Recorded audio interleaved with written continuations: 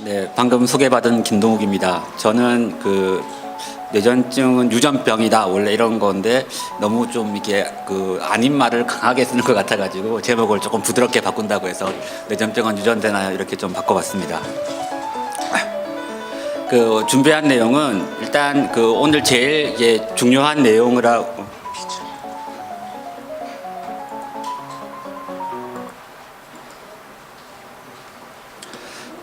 제일 중요한 내용으로 생각이 되는 뇌전증은 유전이 되나요? 이런 주제에 대한 말씀은 사실은 제일 중요하지만 내용이 좀 짧아서 제일 뒤쪽에 조금 이렇게 몰아놓고 그 앞에는 일반적으로 지금까지 생각되고 있는 뇌전증은 어떻게 생기는 것인지의 발전 기전이랑 그리고 발생 기전이랑 그리고 연령에 따른 뇌전증이 이제 생기는 원인이 조금씩 다른데 그런 거에 대한 얘기를 조금 하고 그 다음에 이제 오늘 이제 주제인 뇌전증의 유전성에 대해서 간략하게 살펴보는 것으로 강의를 준비를 하였습니다.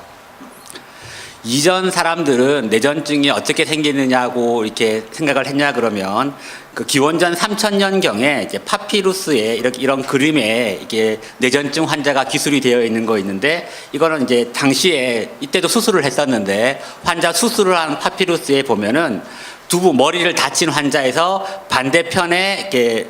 편마비가 있으면서 경련하는 것처럼 이렇게 떨고 있는 그림을 그려줘라 가지고 이때부터 뇌전증이 머리에서 생기고 이런 거에 대해서는 지식이 있었다고 알 수가 있었습니다. 그리고 기원전 5세기에는 뇌전증이 크게 몸을 떨고 이렇게 하는 것이 뇌전증의 중요한 요소가 아니고 경련 발작에 임상적인 경련 발작이랑은 상관없이 의식을 잃는 것이 동반이 되는 것이 중요한 걸 알게 되었고 그리고 그때 이미 경련을 하고 나면 뇌파 변화에 의해서 일시적으로 기억력 장애가 오는 것이 밝혀졌었습니다. 그리고 이제 의학적으로 유명한 갈렌이라는 분이 있는데 기원 후 2세기에 뇌전증 발작은 졸린 상태, 발작 후 멍해짐 이렇게 분류를 하였고 당시에 그리고 그때부터 이미 전조라는 게 겉으로 증상이 드러나기 전에 일부 환자에서 자기가 경련이 생길 거라든지 아니면 경련과 관련된 다른 증상이 생길 수 있음을 파악을 했는데 근데 그때 조금 잘못 생각했던 것이 전조가 없는 경우에는 경련이 머리에서 생기는데 전조가 있는 경우에는 경련이 전조가 있는 부위에서 경련이 생겨서 머리로 이렇게 퍼진다고 그렇게 조금 잘못 생각했던 면은 좀 있었습니다.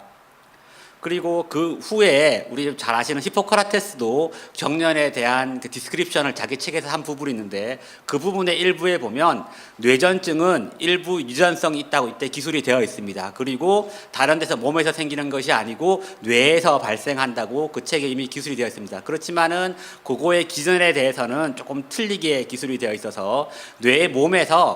뇌에서 플렘이라는 체액이 이렇게 몸에서 생기는데 이 체액이 차고 습한 기운이 있는 체액이라고 생각이 되어서 이것이 몸에 자꾸 생겨서 과해져 가지고 혈관이나 다른 몸으로 퍼지면 경련이 생긴다고 이렇게 생각을 했습니다. 그렇기 때문에 이런 뇌를 이렇게 이전부터 이렇게 두개골을 이렇게 잘라서 이런 체액을 빼주면 경련을 안 할 것이라고 생각해서 수술을 하기도 했는데 이게 꼭 이제 뇌전증 환자에서만 이렇게 수술을 한 것이 아니고 이렇게 뇌전증의 치료에도 일부 이렇게 좀 쓰인 것으로 생각이 되고 있고 그리고 이런 체액이 차고 습한 기운이 있기 때문에 사람 몸을 따뜻하게 해주고 건조한 이런 환경을 노출을 시키면 이제 경련이 좀 줄어들 것이라고 이렇게 생각을 했던 적이 있었습니다. 그러면 실제로 지금 우리가 생각하고 있는 뇌전증은 왜 생기는 거냐고 생각이 되면 이거는 그러니까 정상적인 뇌세포가 이렇게 소금기가 밖으로 나와 있는데 이것이 활동 전이가 생겨서 이렇게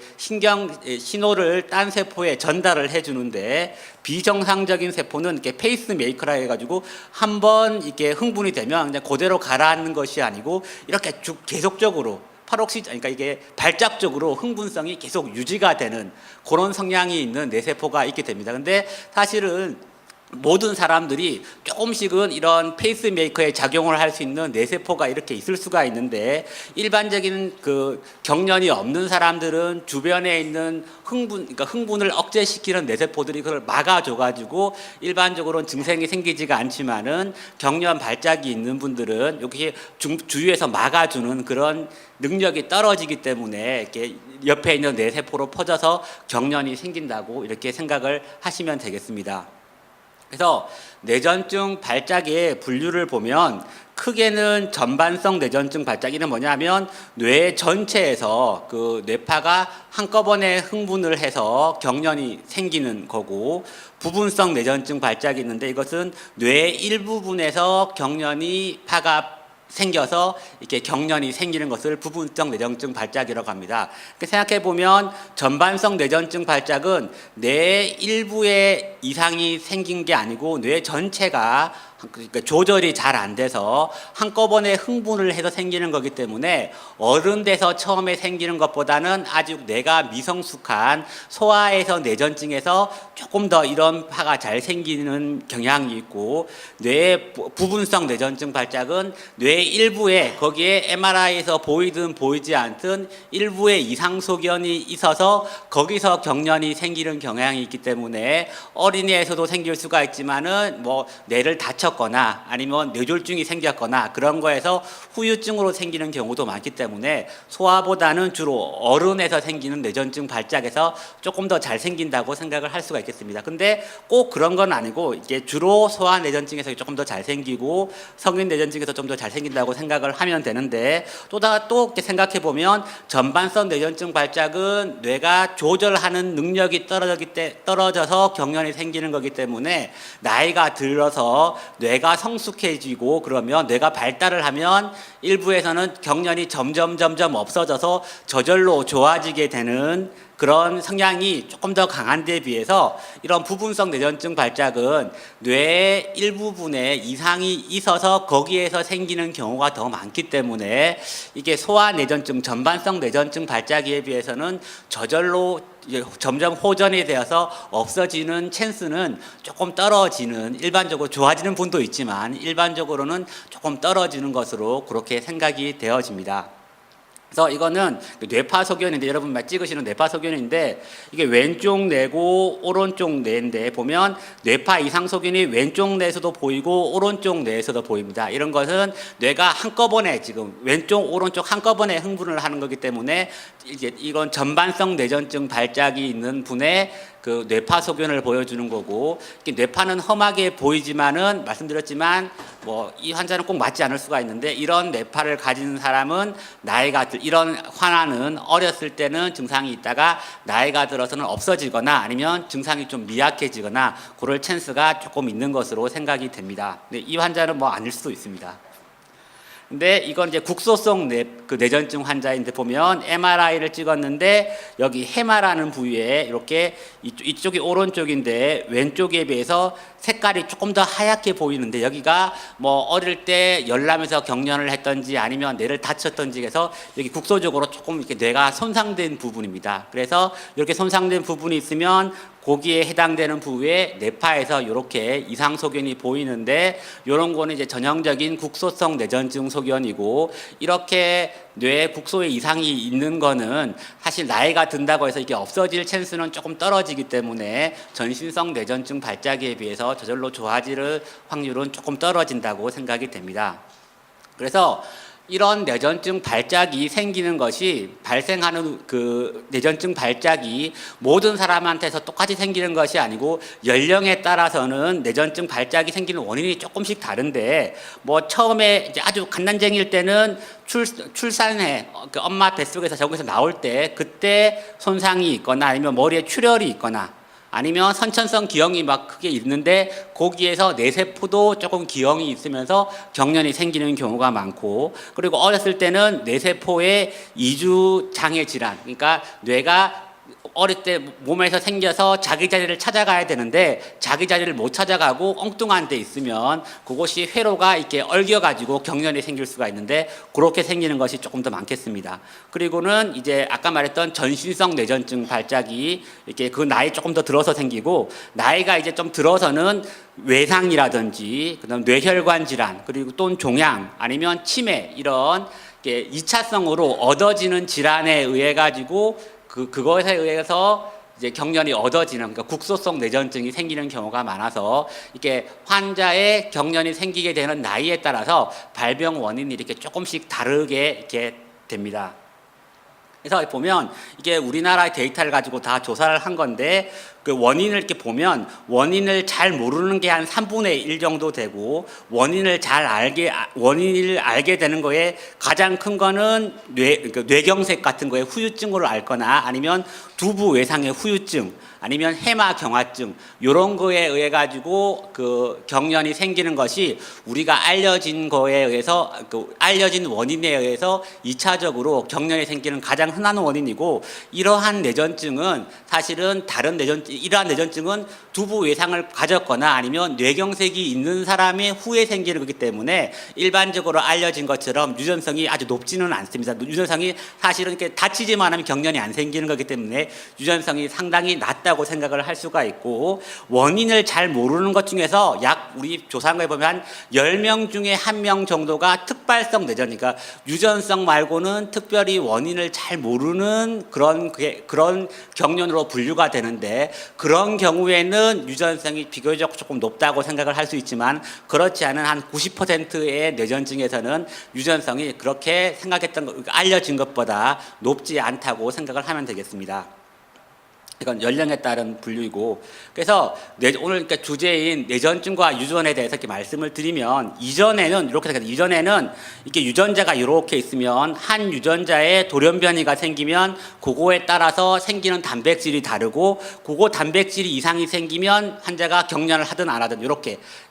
생기거나 아니면 유전자가 이렇게 있는데 유전자에 또 다른 그러니까 돌연변이가 생겨서 유전자가 툭 끊어진다. 이렇게 되면 요거에 의해서 병이 얻어져서 경련이 생긴다. 이렇게 생각을 하였습니다. 근데 사실은 그런 것이 아니고 경련이 생기는 거는 유전적 소인도 있지만은 환경적인 소인. 그래서 어떤 멕시코 이런 데 가면 머리로 가는 기생충이 굉장히 많아서 거기서는 경련을 하면 거의 원인이 절반 정도는 머리로 가는 기생충에 의한 경련이면 그런 데서 살면 경련이 더 잘 생길 수가 있을 거잖아요. 그러니까 환경적인 요인이 중요하고 또 개인의 특성, 술을 많이 먹으면 환자가 경련을 할 경우가 높거든요. 그러니까 환자가 술을 많이 먹는다거나 아니면 위험한 오토바이 같은 걸 타는 걸 좋아하는데 헬멧을 안 써서 머리를 다친다. 그러면 그것 때문에 경련이 머리를 다쳐서 생길 수가 있기 때문에 유전적인 요인이 조금 있지만 개인의 특성이나 환경적인 요인이 경련, 뇌전증 발작이 생기거나 생기지 않는데 더 큰 요인이 될 수가 있겠고 유전적 요인이라고 해도 이전처럼 이렇게 어떤 유전자의 돌연변이가 있으면 경련이 생기고 그렇지 않으면 아닌 것은 아주 극소수이고 대부분은 그런 경련의 요인을 미칠 수 있는 수많은 유전자들이 다 이렇게 조합이 돼가지고 어떤 사람이 경련이 생길 수 있는 찬스가 조금 더 높아지고 낮아지고 그럴 수가 있는데 그러니까 부모가 경련이 있으면 자식이 경련이 생길 찬스가 조금 더 높아질 수도 있지만 그것이 이전에 생각했던 것처럼 어떤 유전자의 돌연변이가 있으면 엄마가 경련이 돼서 아기가 경련이고 그런 유전성이 있는 것은 아닌 것으로 생각이 되어집니다. 그래서 정리를 하면 제가 이거는 미국 뇌전증 학회 소아 이쪽 학회에서 이렇게 따온 내용인데 일단 사실 유전성 혹은 부모로 받은 유전 성향은 뇌전증 발생에 영향을 주는 건 사실입니다. 이렇게 예를 들면은 머리를 이렇게 똑같이 다친 사람이 있을 때 부모나 아니면 형제 중에서 뇌전증 발작의 병력이 있는 사람은 그렇지 않은 사람보다는 경련 발작이 생길 확률이 조금 더 높다는 것은 지금 증명이 잘 되어 있습니다. 그리고 앞에서 말씀드렸지만 부분성 뇌전증보다는 전반성 뇌전증인 경우에 유전되는 확률이 조금 더 높고 일부 부분성 뇌전증에서도 경우에 따라서 좀 드물지만 유전성 성향이 이렇게 있는 경우가 있습니다. 그렇지만 일반적으로 생각이 되는 것처럼 엄마 아빠 중에 한 명이 경련이 있으면 아기가 경련이 생기고 그런 식의 바로 유전이 되는 그런 성향이 있는 것은 아니라고 알려져 있습니다. 그래서 형제 자매가 큰 애를 낳았는데 애가 경련을 하면 둘째 낳아도 될까요? 이렇게 물어볼 수가 있는데 뇌전증은 말씀드렸지만 유전 성향이 조금 있기 때문에 형제가 증상이 있을 때 다른 형제가 증상이 생길 확률이 조금 높아져 있는 것은 사실이긴 하지만 대부분의 경우에서는 형제가 경련이 있다고 해서 다른 형제가 경련이 생기지는 않습니다. 하지만 아까 말씀드렸지만 일부 전신성 뇌전증에서는 유전성에 그러니까 형제가 있을 때 다른 형제가 생길 확률이 조금 더 높아질 수가 있습니다. 그리고 또 하나 중요한 것은 뇌전증은 전염이 되는 병이 아니기 때문에 그 형이나 누나가 뭐 오빠가 경련이 있다고 해가지고 다른 동생이 경련이 생기거나 그렇게 되지는 않습니다. 그러면 자기가 뇌전증이 있을 때 자기 자식들도 뇌전증 발작이 생길 것인지가 궁금할 텐데, 말씀드렸지만 뇌전증 환자의 자녀가 뇌전증이 생기지는 일반적으로 않습니다. 일반적으로 100명의 사람이 있으면 100명 사람 중에 2명은 언제든지 평생 동안에 100명 중에 2명은 뇌전증 발작을 한번 앓을 수가 있는데, 아버지가 뇌전증이 있는 경우에 자식이 뇌전증이 있는 2%보다 조금 더 높은 것으로, 2%는 아니지만 아주 조금 더 높은 것으로 알려져 있고, 어머니가 경련이 있는 경우에는 조금 더 높지만은 그것도 5% 미만으로 알려져 있습니다. 그리고 부모 모두가 뇌전증이면 이것보다 위험이 조금 더 높아지긴 하겠지만 그렇지만 그래도 대부분의 경우에는 부모가 다 뇌전증이 있어도 아기가 유전되지는 않습니다. 그러면 이게 이제 그래서 결혼과 출산할 때의 문제인데, 뇌전증이 자녀에게 유전될 확률이 말씀드린 굉장히 낮기 때문에 내가 혹은 내 신랑이 뇌전증이라고 해가지고 이것 때문에 내가 뭐 유전병이 무서워서 아기를 못 낳거나 결혼을 꺼리거나 그럴 이유는 전혀 되지가 않습니다. 그리고 이게 증상이 좀 특이하거나 유전성이 좀 강하다고 생각이 되면 최근에는 유전자 검사가 이제 가능해지는 경우가 많은데, 그런 유전자 검사를 해서 내가 실제로 위험이 높은 유전자를 갖고 있는지를 체크하는 것이 도움이 될 수가 있겠고, 자녀가 설령 뇌전증이 있다고 해도 조금만 약을 쓰면 조절이 잘 되는 경우가 많습니다. 그리고 뭐 이거는 조금 감정적인데, 이 가장 중요한 점은 내가 뇌전증이 있고 아기가 뭐 나의 유전성을 조금 닮아서 뇌전증이 있다고 해도 그 뇌전증이 있는 애들이 다른 애들에 비해서 조금 더 이렇게 소중하지 않거나 덜 중요하지 않는 그런 아이가 될 필요는 없기 때문에 이런 것을 생각을 하시고 결혼이나 출산에 조금 더 적극적으로 생각을 하면 될 것 같습니다. 그래서 요약을 하면 뇌전증은 일부 유전이 있는 건 맞지만 일부 전이성 뇌전증을 제외하고는 그 위험도는 매우 낮습니다. 그래서 대부분의 경우에는 부모님 중에 한 명이 뇌전증 발작이 있다고 해가지고 그 사람이 아기를 갖지 않거나 결혼을 하지 않을 그럴 이유가 되지는 않겠습니다. 그리고 설령 자녀가 뇌전증이 있다고 해도 대부분의 경우 조절이 잘 되고, 그렇다고 해서 뇌전증 발작이 있는 애가 있다고 해서 그 애가 다른 애보다 덜 중요한 애가 되지 않기 때문에 유전성이 뭐 이렇게 무시할 거는 아니지만 그것 때문에 애를 뭐 격리를 한다거나 아니면 애를 덜 사랑을 해준다거나 혹은 또 결혼이나 출산을 못할 이유는 되지 않는다고 이렇게 말씀을 드리면서 정리를 하겠습니다. 감사합니다.